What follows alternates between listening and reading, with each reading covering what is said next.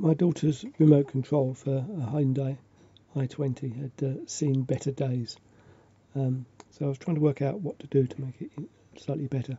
One thought was one of these slip-on cases which you can get from your convenient Far East importer. The key just slips into the case and the button sticks out. Problem is they're a little impractical. They tend to stick. The button's hard to press in and the key tends to get stuck on the side. So on the whole I decided it wasn't a good route. By the way, if you do order one of these, note that there's 3 buttons on this particular one, and that's true of the whole thing throughout this video. This is a 3-button version. There also exists 4-button versions and so on. And also with the keys coming up, the square end to the key versus the pointed end to the key. So if you buy any of the corresponding things, take note and get the right combination. Anyhow, I decided this kind of wasn't really a goer. So at the time I ordered one of these and I ordered 3 of the full case replacements. So these are the 3 here. And there's my original, which is this one here, taped up with tape. I'll explain why a bit later, but that's the original that I've already replaced. And there's this next one here, which is the replacement, which is actually not working, and I'll explain again what happened there a bit later. And I'm now going to replace it again with one of these that I bought as replacement. So of the 3 replacements, I'll have used 2 of them just doing this piece of work.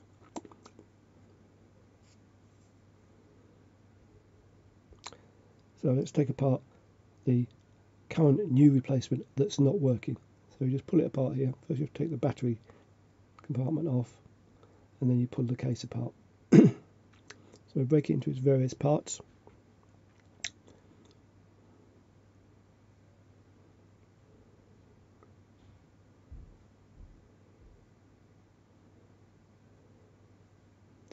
You see them there laid out.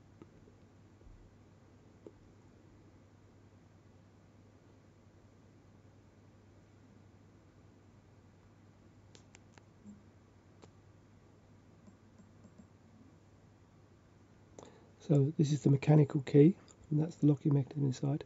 That's the pin that operates inside the locking mechanism, and that's the locking mechanism that it fits into, the metal bit inside the plastic case.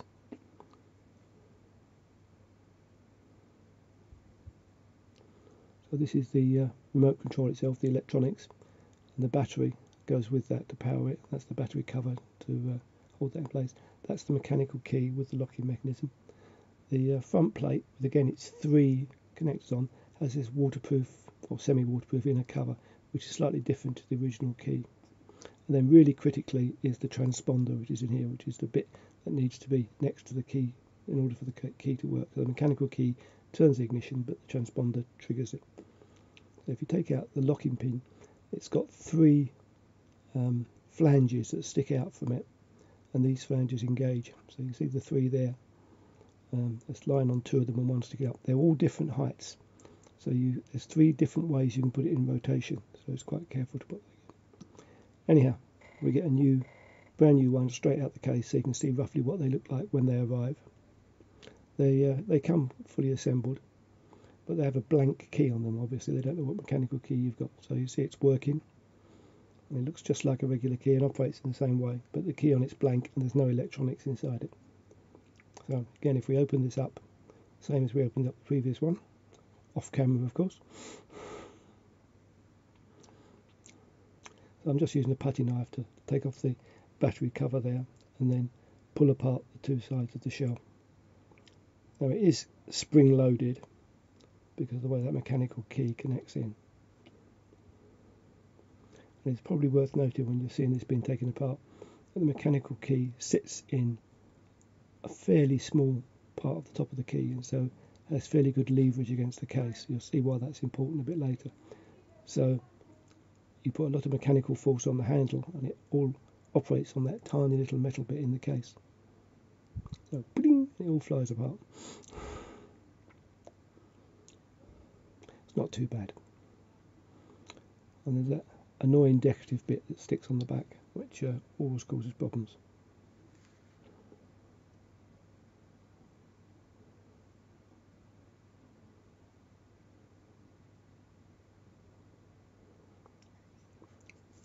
So breaking it into constituent parts.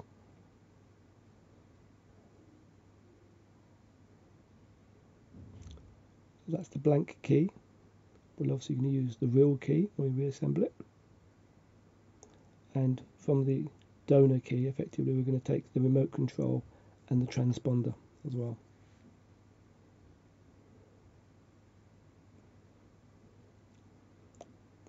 There's the locking mechanism. Shine the little hook that's on the back, that's quite important. If you look at the top of that, you see this hook sticking out at the very top of the spring. So you have to line it up with the three pins effectively sticking out the side. I actually had to video that about 4 times before I got that right.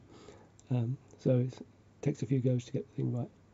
You then transfer the electronics into the case and you put the decorative bit on, but that's going to fall off in a short while, so you can more or less not bother with that because you'll have to put it back on again in a few minutes. You'll notice here that I've forgotten the transponder, so this is rather a key bit. You have to move the transponder from the old key to the new key. Again, a bit fiddly, so I jump ahead while I faff around with various ways of pulling it out. End up using a small penknife to just get the mechanism out. You'll also notice that I've now opened the mechanical key and it's locked in the open position. That turns out to be quite important.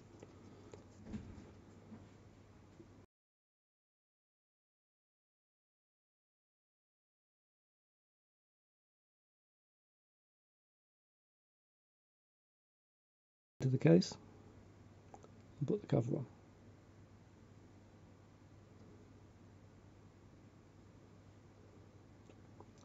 Now with the key in the locked open position, we basically want to put one full rotation on the spring.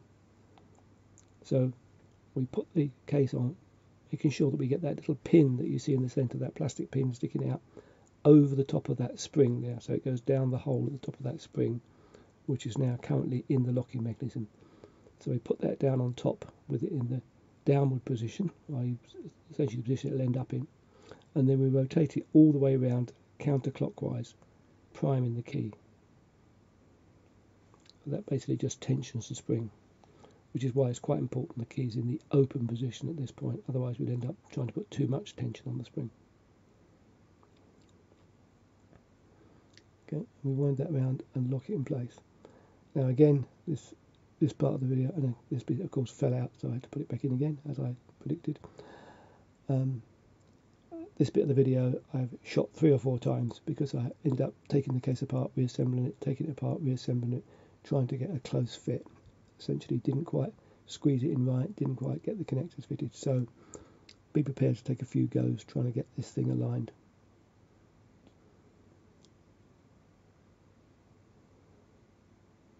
There you go. So that's now opening and closing smoothly, and at the top the edges of the case are quite close to the mechanical key. I'll show you in a picture here. Looking down there,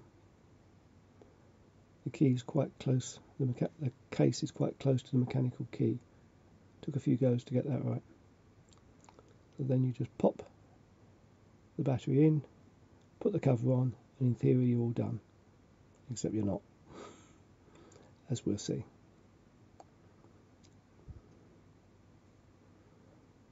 So, there's the mechanical key working in and out.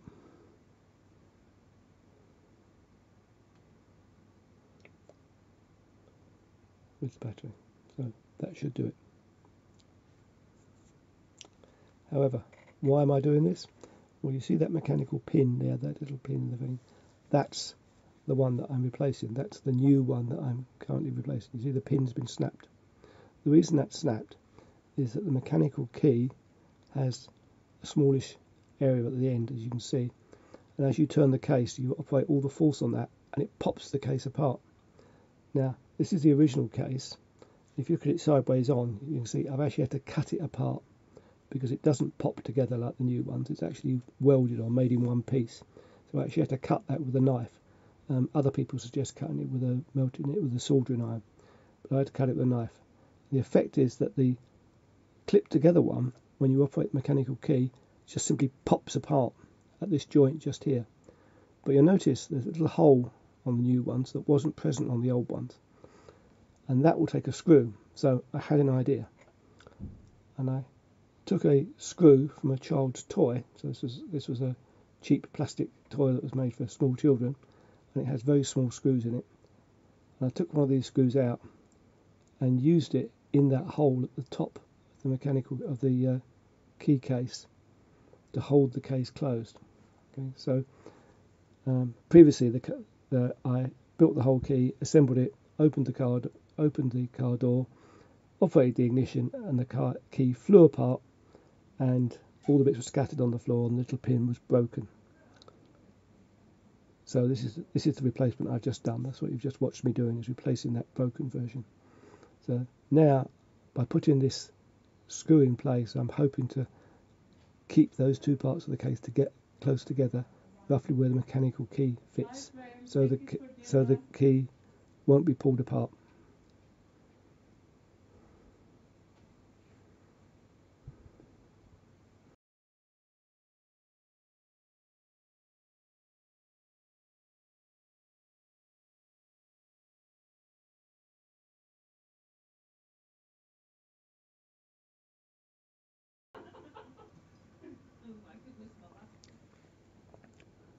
A lot more effort than it looks. I probably got slightly too long a screw here. In fact, the head was sitting proud, and I took a few goes to actually push the head down far enough that the mechanical key could close without snagging on the screw.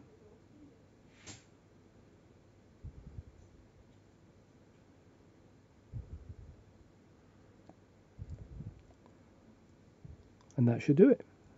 Mechanical key's flying out fine. The buttons are working. Test will be moved right in the car. So let's go out and give it a go. So here's the car. Pop the mechanical key out, and rookie mistake, press the lock key and lock the car. So I then come up and surprisingly find the car locked. Click the unlock button. Works much better. Bit thinner than I thought it was on top. That's a bit surprised. There you go. The mechanical key goes in, and the engine fires.